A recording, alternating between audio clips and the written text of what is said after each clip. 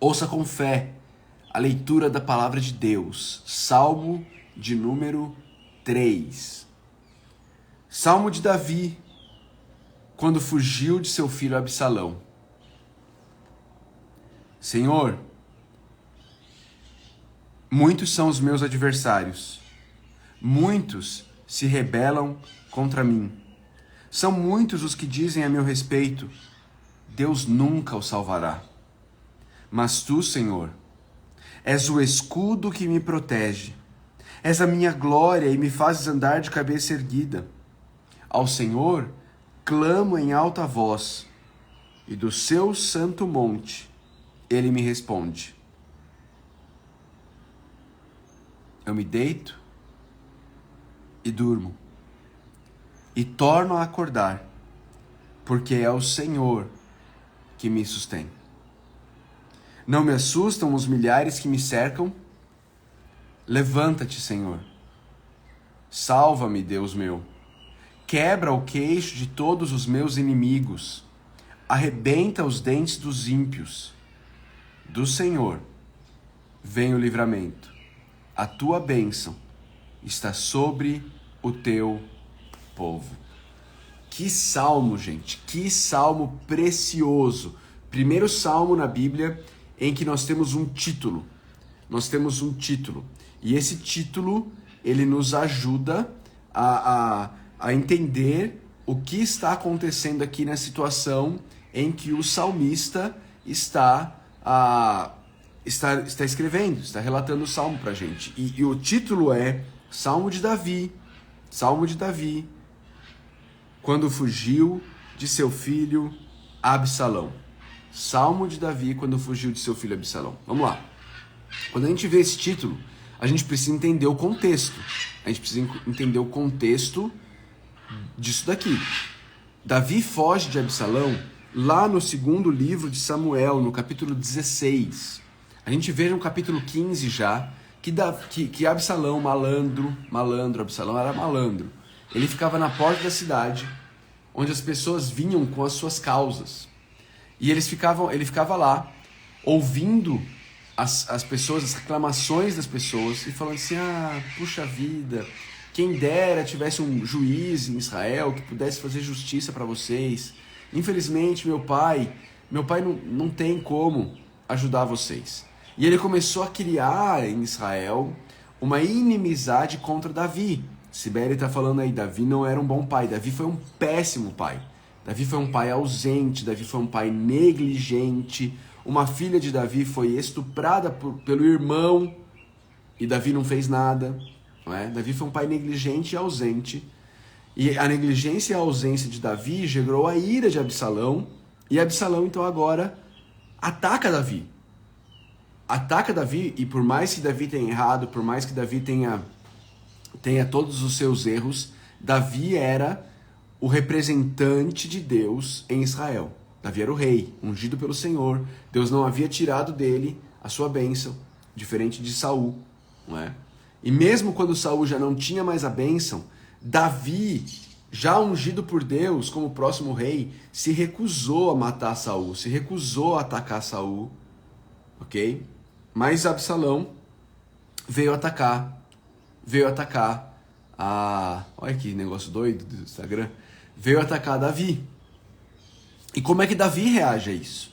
É isso que eu e você precisamos aprender aqui, ver a reação de Davi e ver como a reação de Davi nos ensina sobre quem Deus é.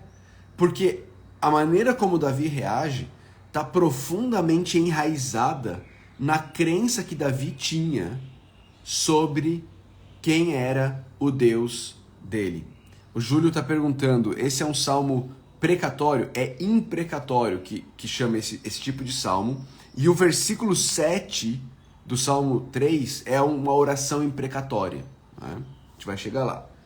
Mas a reação de Davi está profundamente enraizada em quem Davi queria que Deus era e quem ele sabia que ele era. Ok? Então, olha só. A situação é, Senhor, versículo 1, muitos são os meus adversários, muitos se rebelam contra mim.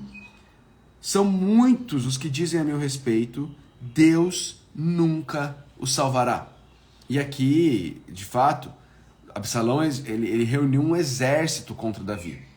O texto nos diz que Absalão pegou as esposas de Davi e teve relações com elas no pátio do palácio, na frente de todo Israel, de forma a marcar e a zombar e a dizer, olha, quem manda aqui agora sou eu.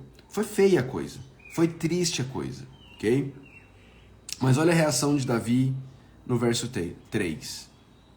Olha o que ele diz assim, mas tu, Senhor, és o escudo que me protege. Olha onde está a confiança de Davi nos dias maus. Nos dias em que as coisas não acontecem da maneira como nós gostaríamos que elas acontecessem, a confiança de Davi está no Senhor. Quando eu era criança, eu jogava um jogo de videogame, minha mãe vai lembrar, minha mãe tá aqui, chamava Alex Kidd. Alex Kidd em Miracle World, Alex Kidd no Reino dos Milagres, não é? No mundo dos milagres. E ele pegava uma poção, vamos dizer assim, ele guardava na bolsinha dele, de vez em quando você podia entrar lá e usar. E quando você apertava naquele, se eu não me engano, era um Bzinho que tinha, aparecia um escudo de vidro, uma redoma de vidro ao redor do Alex Kidd. E aquela redoma o protegia de tudo. Os mais velhos talvez lembrem, o André. Ó, André, olha o Rodrigo. Master System, isso aí, galera, isso aí. Você lembra? Acho que era um B ou era um A, tinha dois diferentes, mas aí aparecia aquela redoma de vidro e ele podia passar. É isso aqui que Davi está falando. Olha, o meu escudo, essa redoma ao meu redor, é o Senhor. Não é mais nada. Ontem a gente viu no Salmo 2, o salmista termina dizendo, como são felizes todos os que nele se refugiam. Ó o Caio aí também, meu primo também lembra. Como são felizes todos que nele se refugiam. E queridos, como a gente tem tendência de se refugiar em outras coisas. A gente se refugia na comida, a gente se refugia nas compras, não é? A gente se refugia no trabalho, a gente se refugia na academia, a gente se refugia nos esportes, a gente se refugia na bicicleta, a gente se refugia num monte de coisa, no jiu-jitsu, a gente se refugia no sexo, a gente se refugia um monte de coisa, que não são necessariamente ruins, mas não foram criadas para serem o nosso refúgio. Elas não nos protegem. Elas não nos protegem. Mas quando eu e você encontramos nosso refúgio no Senhor, aí a gente é capaz de desfrutar das outras coisas, da comida, do sexo, da academia, das compras, do trabalho, não como refúgios que eles não foram feitos para ser, mas como bênçãos do Deus onde nós encontramos o refúgio. Davi está dizendo, o meu escudo, o escudo que me protege em meio a dias maus, é o Senhor. Ele diz no verso 4, ao Senhor clamo em alta voz, e do seu santo monte ele me responde. Lembra de novo no Salmo 2? No Salmo 2 nós vemos que, no versículo 6, eu mesmo estabeleci o meu rei em Sião, no meu santo monte. O rei está no monte, o trono dele está nesse monte. E ele diz no versículo 4 do Salmo 3, ao Senhor clamo em alta voz, do seu santo monte ele me responde. Queridos, quando as dificuldades da vida vêm, eu e você, a nossa tendência muitas vezes é buscar o nosso network, né? Os contatos que a gente tem, quem a gente conhece que pode resolver os nossos problemas, não é? Quando na verdade a gente deveria buscar aquele que de fato pode resolver os nossos problemas, não é?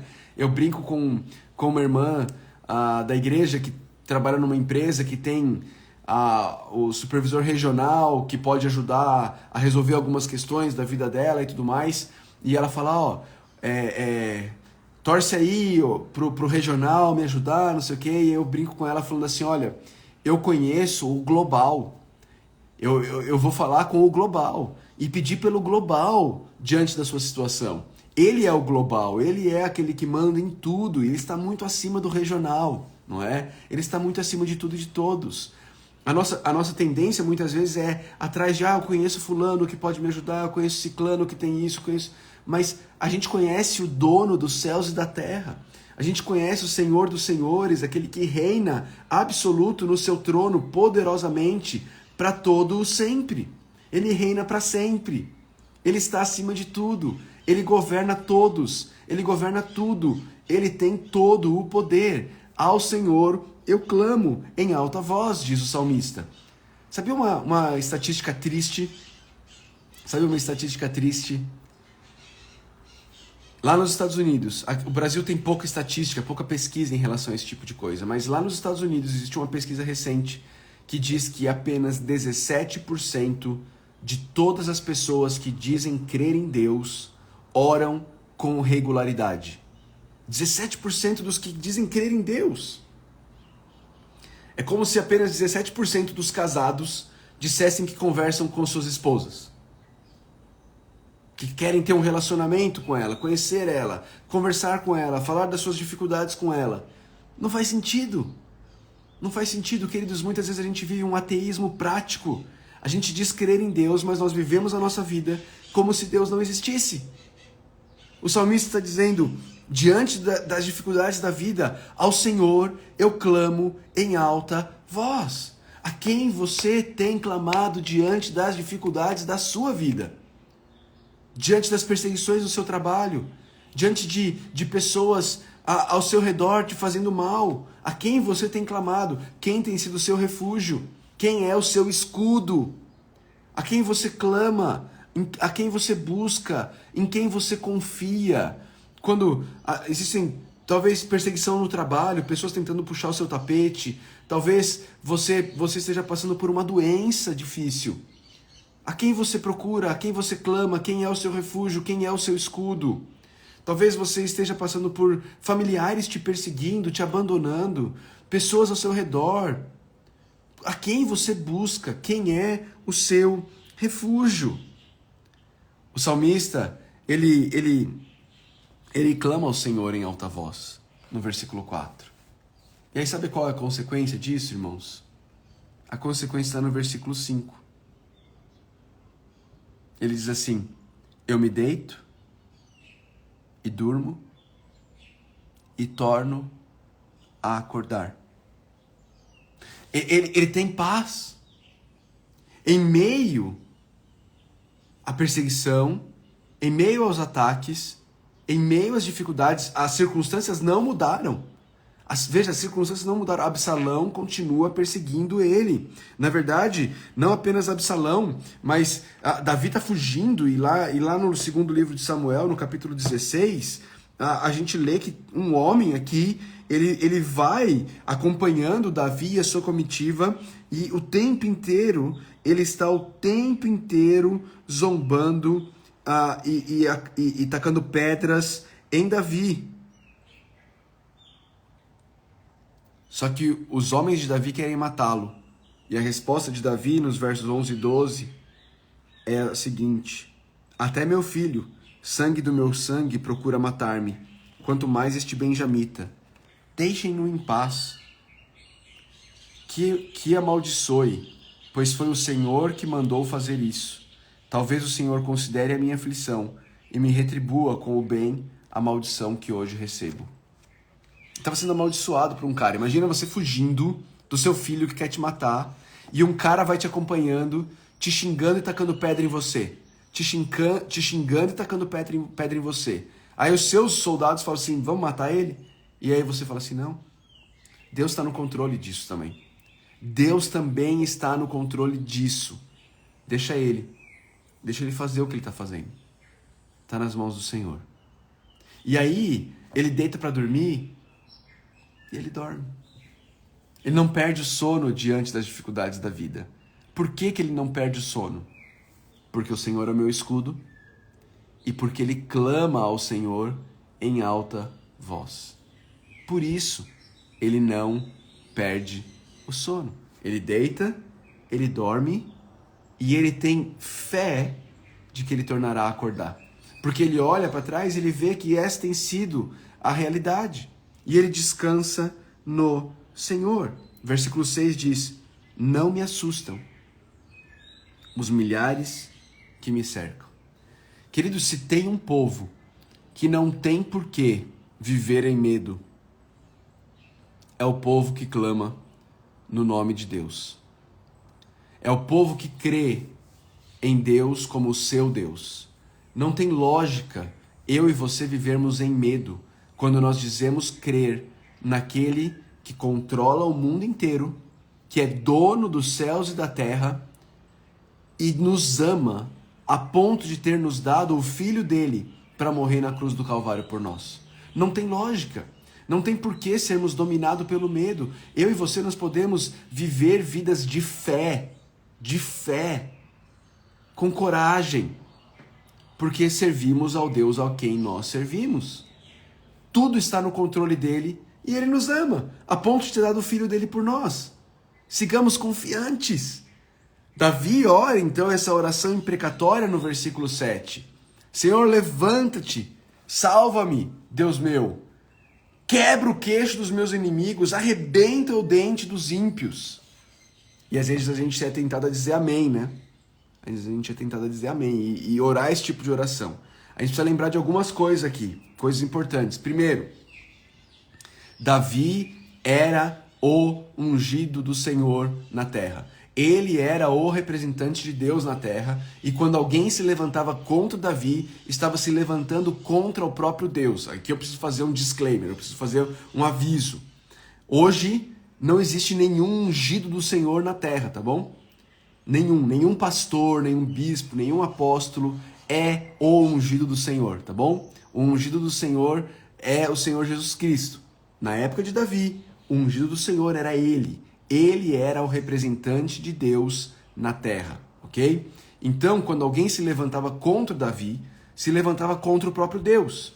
E Davi ora então ao Senhor, Deus está se levantando contra ti, arrebenta ele, quebra o dente dele, ok? Não é o nosso caso. Mas o nosso caso, queridos, é muito melhor do que o caso de Davi. Sabe por que é melhor do que o caso de Davi? Porque nós não precisamos que Deus arrebente os dentes de ninguém, porque nós temos um rei que se entregou para ser inteiramente arrebentado em nosso lugar. O nosso Salvador Jesus Cristo não teve só os dentes e o queixo arrebentado. Ele teve todo o corpo dele arrebentado no meu e no seu lugar, na cruz do Calvário. Ele teve o corpo dele entregue por nós, no nosso lugar, na cruz do Calvário. E por isso, eu e você podemos descansar no amor e no cuidado do nosso Deus, em meio às muitas dificuldades das nossas vidas. As dificuldades muitas vezes não passam, queridos. As dificuldades continuam aqui.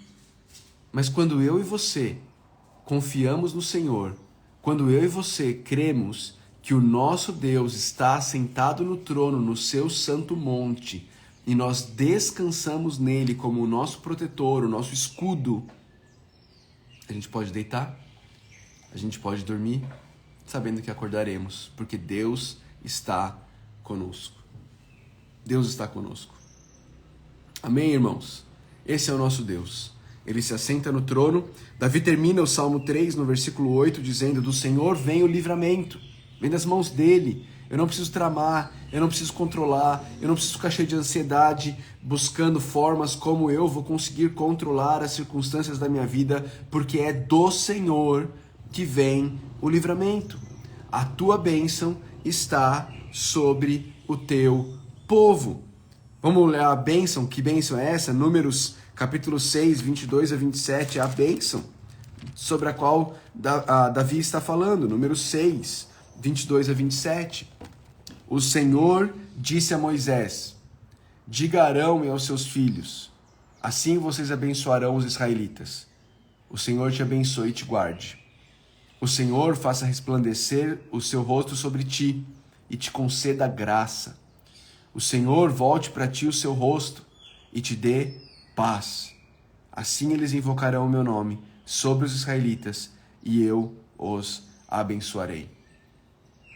A bênção aqui envolve o rosto de Deus resplandecendo sobre nós, a graça de Deus sendo concedida a nós e a paz de Deus nos sendo dada.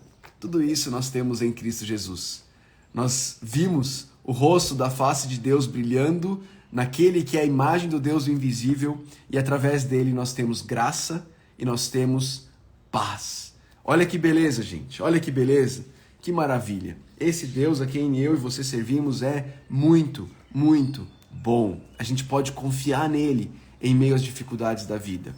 Olha só, uma dica, hein? Uma dica para você sobre tempo com Deus.